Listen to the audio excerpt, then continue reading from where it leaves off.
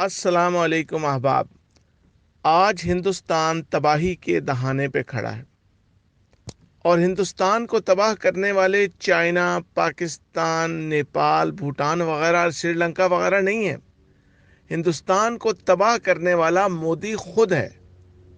हिंदुस्तान के हुक्मरान खुद हैं हिंदुस्तान को तबाह करने वाले। और वो क्यों?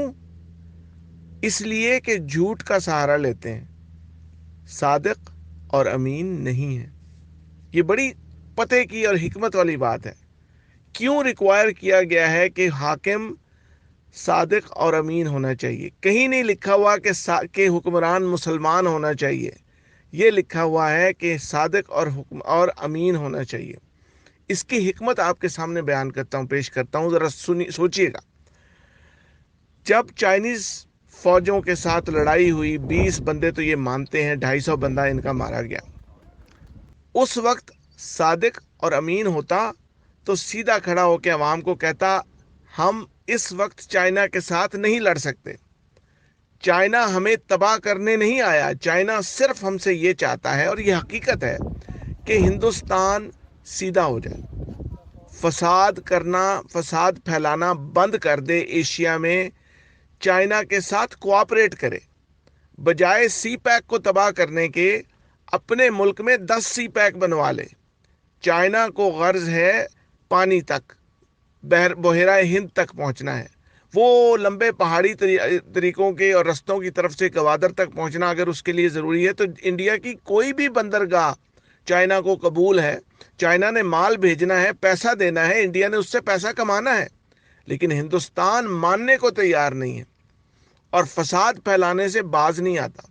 सादिक और अमीन ना होने का नुकसान इंडिया को यह हुआ कि जब मोदी ने कहा कि यहां तो चाइना घुसा ही नहीं जी, उसने साफ सफेद झूठ बोल दिया। उस दिन हिंदुस्तान ये जंग हारा। उस दिन एक्चुअली हिंदुस्तान की तबाही और बर्बादी शुरू हुई। वो कैसे?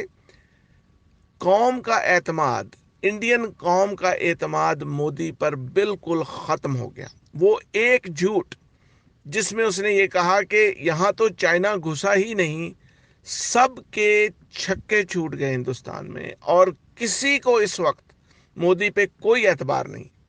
हुक्मरान अगर सादिक और अमीन होता, सामने खड़ा होके कहता कि आज हम चाइना से नहीं लड़ सकते, हम इकोनॉमिकली कमजोर हैं और चाइना हमसे ये चाहता है कि हम कोऑपरेट करें, तो मैं अनाउंस करता हूं अपने मुल्क की, मैं एक सच्चा इंसान हूं, मैं तुम्हें बताता हूं, है मेरे लोगों, कि हमें इनके साथ कोऑपरेट करने की ज़रूरत है। हमें इनकी कोई ग़ुलामी नहीं हमने एक्सेप्ट करनी, हमने इनके साथ मिल के तरक्की करनी है ताकि तुम लोगों के हालात बेहतर हों। लेकिन नहीं, फसादी होने के अलावा झूठा बदकिरदार आदमी, इसकी बजाय अगर सादिक और अमीन होता, सच्चा और ईमानदार आदमी होता, पूरी कौम उसके पीछे खड़ी हो जाती।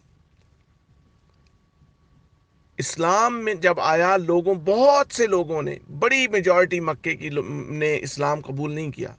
लेकिन उस वक्त भी किसी से पूछा जाता कि ये इंसान जो आपको बता रहे हैं, ये बात जो आपसे करते हैं, इन साहब का अपना किरदार क्या है?